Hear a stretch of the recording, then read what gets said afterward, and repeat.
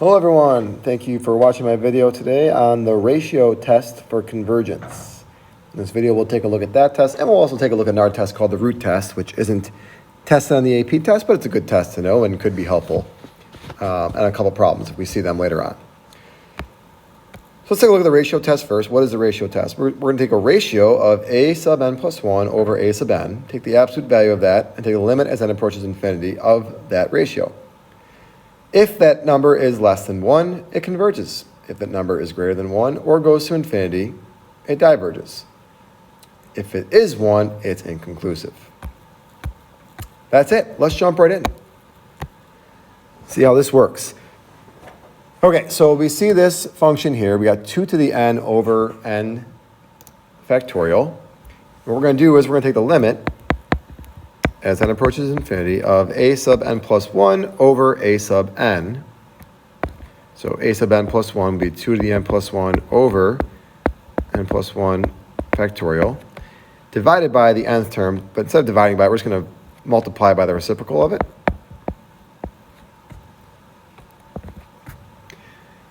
And from there, it's pretty much just all algebraic manipulation. Now for this one, I'll really break it down for you, but we could do these a lot faster than what I'm about to do here. So limit as n approaches infinity, this is 2 to the n times 2 times n factorial, okay? And the denominator, it's 2 to the n, and n plus 1 factorial is n plus 1 times n factorial, which basically means we're left with 2 over n plus 1. So limit as n goes to infinity of 2 over n plus 1. That's going to be 2 over infinity, which is 0, which is less than 1, which means this one converges by the ratio test.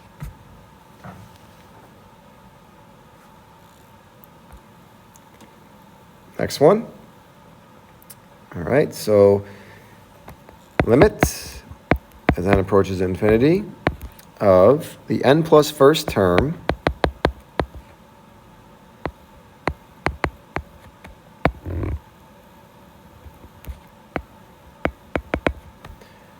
over the nth term, but we're just going to divide, we're going to multiply by its reciprocal. And we get that. All right, so let's do some cancellations here. So this would be 2 to the n times 4, right? And then, that's a bad n there. This would be 2 to the n times 2. Either way, the 2 to the n's would cancel out, and we're left with 4 over 2, which is just 2. I'm going to write that down here, limit as n goes to infinity. We're left with just 2 in the numerator. The n plus 1 squared doesn't cancel out with anything, so n plus 1 squared. 3 to the n, this is 3 to the n times 3, so 3 to the n's cancel out, we're left with 3. This n squared does not cancel out with anything, so we're left with there n squared. Okay, and that's everything that we'd have left. Okay, now we should know what this would look like here. Well, if we expanded this, we'd end up with n squared, so it would be 2n squared over 3n squared. Since they have the same degree, its leading coefficients, so that's just 2/3. 2/3 is less than 1, so therefore we can say this one also converges.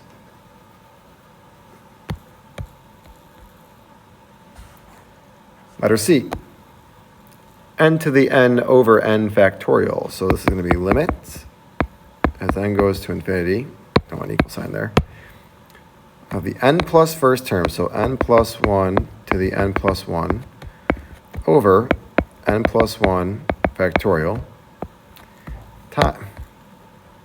times n factorial over n to the n. Okay, so the factorials here we can kind of cancel out here like we did on A, and that would just be left with n plus 1 there. So this is going to be limit as n goes to infinity of n plus 1 to the n plus 1 over n plus 1 times n to the n. Okay, and then we can simplify this over this. right? So this, if this is just n plus 1, this is over that. So we can divide that and lower the exponent by 1. And we're left with just n plus 1 to the n in the numerator over n to the n in the denominator. Okay, this is a fun problem because this, maybe you recognize what this is. If not, this is just a limit definition of the number e. And e is greater than 1, obviously. So therefore, this one diverges by the ratio test.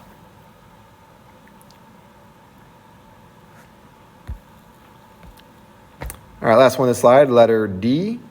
So this is going to be limit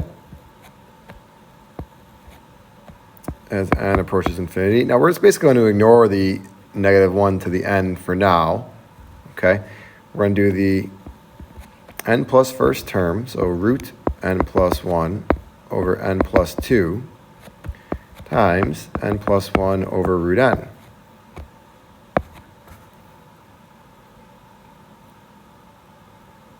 Okay, and if we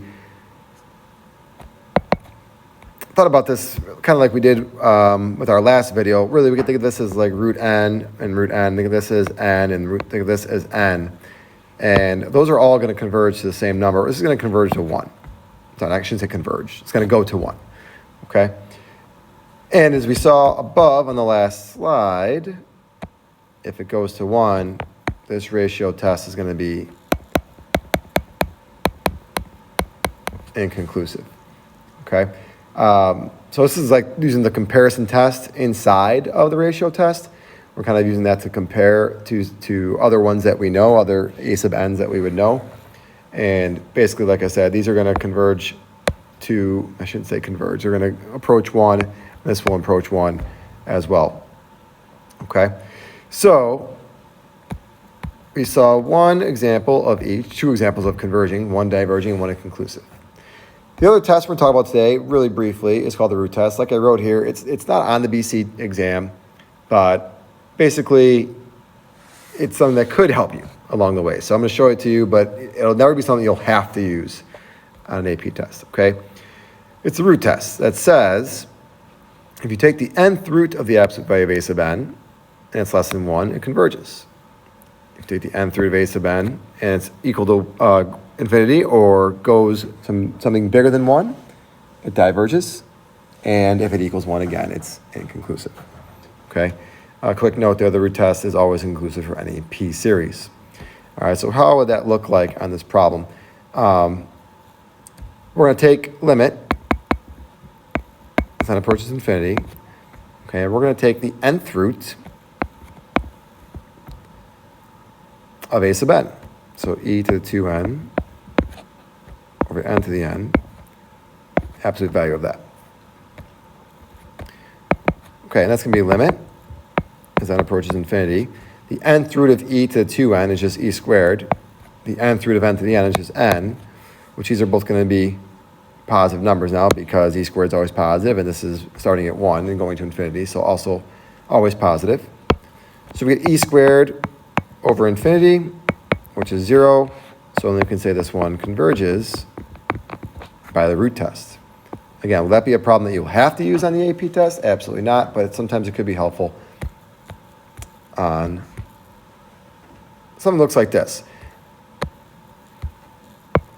Nth powers, which you can see here. We had nth powers on both of these. Okay, so let's do a quick recap. Guidelines for testing a series for convergence or divergence. All right, so first of all, does the nth term approach 0? If the answer is no, then the series diverges. Okay? Is the series one of our special types that we learned? The geometric, the P series, the telescoping, the alternating. We didn't do a lot with telescoping here, but the other 3 especially. Then, can we use the integral test? Can we use the ratio test? Can we use the root test? And if none of those work, then can we compare that series favorably to one of the special types that we know? All right, the rest of the notes for this lesson here are just practice problems.